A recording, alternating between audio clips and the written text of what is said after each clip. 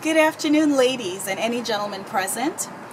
First of all, I want to say congratulations to all of you expecting moms, and if they're expecting dads in the room, congratulations to you as well. Motherhood is such a time for celebration, and I'm so thrilled that you ladies have decided to do just that. Celebrate the gift of life only God can give. You know, for all of you first-time mothers, you're about to embark on a journey that will forever change your life in the most wonderful way.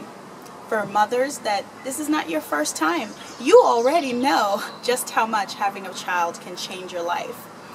For me, I never knew I could love so much. I recall having our first child, and I loved her so much that when we were expecting our second child, I asked myself, how would I find room in my heart to love a second? And I did. Sheena, I want to thank you again for this opportunity to share one of the most difficult experiences I've ever experienced at this point in my life. And hopefully this will be a testimony that will encourage and uplift those of you who will hear it. On Saturday, January 13th, 2007, I delivered a beautiful baby girl. She was 6 pounds, 13 ounces. We named her Gabrielle Hadassah Pugh.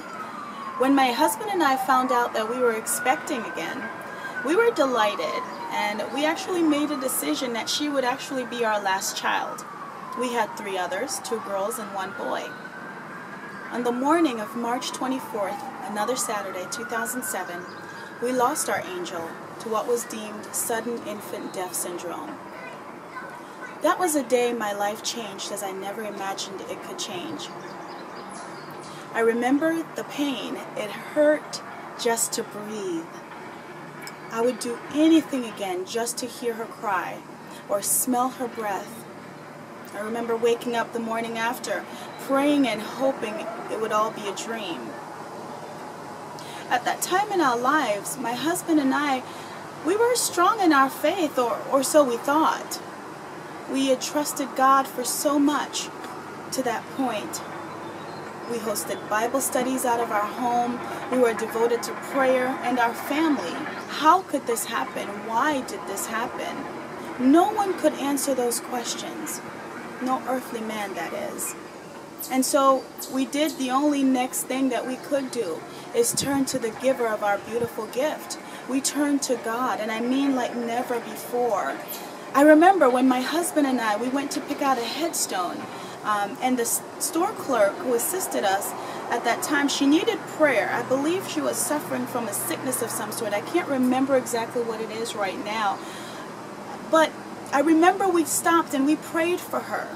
And I believe the Lord allowed me to remember that experience just as a reminder to let us know that He was with us.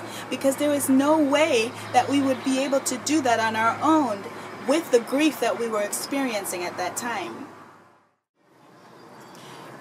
I remember one morning waking up, and as I said, and there was such a supernatural thrust of prayer that came upon me, and that was my spirit man pushing through the grief that my physical body, that my emotional body was experiencing. I wish I could sit here and tell you that I didn't question God, that I didn't scream and yell at Him, because I did. But Psalms 125, 1-2 says, "They that trust in the Lord shall be as Mount Zion, which cannot be removed, but abideth forever.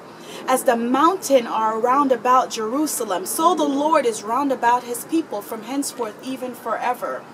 You see, we may never understand the whys and the hows, but that's why we have to trust God. There would be no need for faith if we had all the answers. And we most certainly didn't have all the answers.